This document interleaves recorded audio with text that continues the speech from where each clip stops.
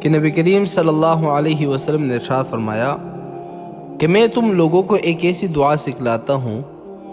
اگر تم اس دعا کو پڑھ لیتے ہو اور اس کے بعد اپنے لیے جو بھی دعا مانگو، جس قسم کا بھی مانگو، رزق میں تنگی ہے یا تمہارے دشمن ہیں یا تمہارے اوپر مصیبت آ پڑی ہے، پریشانیاں آ پڑی ہے، ختم نہیں ہو رہی، تم نے بہت کوششیں کر لی، کچھ بھی کر لیا، کچھ بھی نہیں ہو رہا،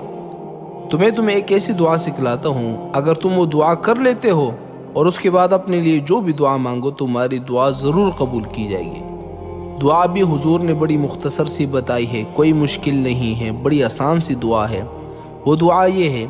لا الہ الا اللہ واللہ اکبر، لا الہ الا اللہ وحدہ لا شریک لہ،